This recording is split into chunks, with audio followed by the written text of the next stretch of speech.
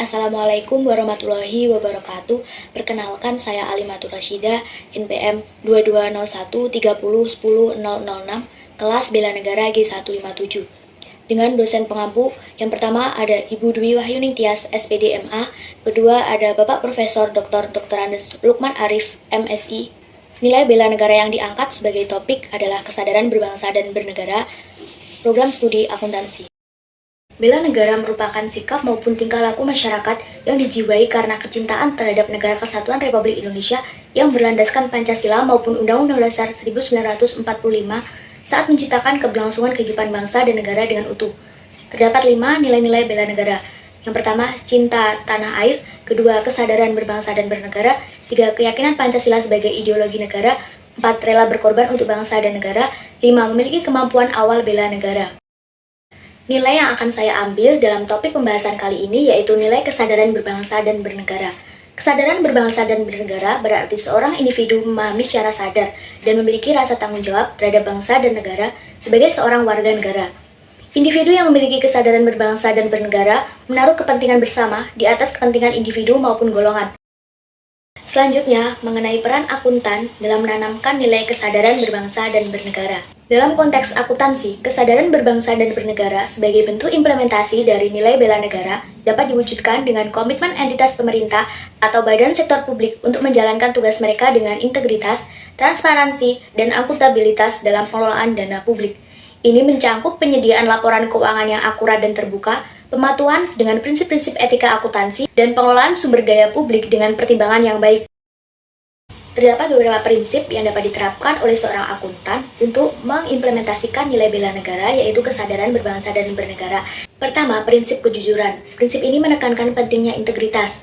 Integritas dalam akuntansi mencakup komitmen untuk bertindak dengan kejujuran, etika, dan profesionalisme dalam semua aspek pekerjaan akuntan. Ketidakberpihakan seperti manipulasi laporan keuangan dan tidak menyalahgunakan kepercayaan yang diberikan oleh klien atau pihak lain. Prinsip kedua yaitu transparansi. Transparansi dalam perspektif akuntansi mengacu pada keterbukaan dan keterbacaan informasi keuangan yang disediakan oleh entitas pemerintah atau badan-badan sejenis. Hal ini sangat penting dalam praktik akuntansi sektor publik, di mana kewajiban untuk memberikan informasi yang jelas dan terbuka kepada masyarakat dan pemangku kepentingan menjadi prioritas. Prinsip ketiga yaitu akuntabilitas. Akuntabilitas mencakup kewajiban akuntan untuk menghasilkan laporan keuangan yang dapat dipercaya, serta memastikan bahwa praktik akuntansi mereka sesuai dengan standar etika dan regulasi yang berlaku.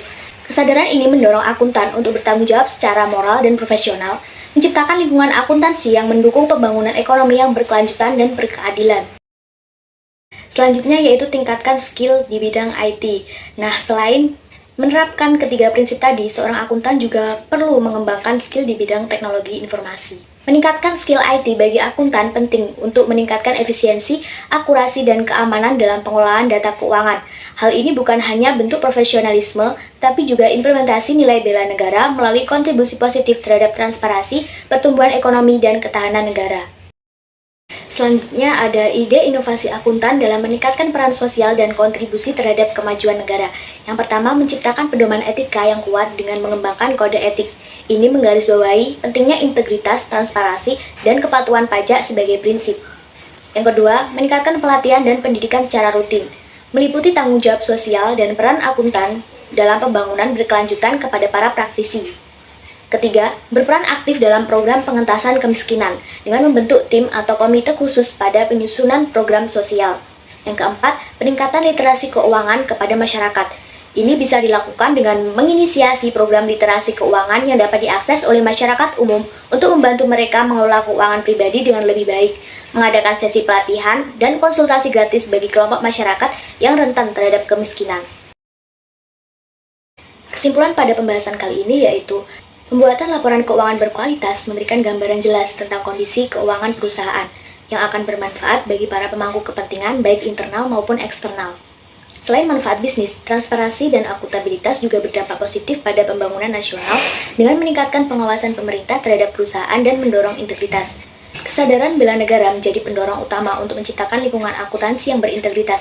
Praktik akuntansi yang baik dengan prinsip etika turut mencegah kecurangan dan korupsi, menciptakan lingkungan yang transparan. Sekian materi yang dapat saya sampaikan. Terima kasih atas perhatiannya. Wassalamualaikum warahmatullahi wabarakatuh.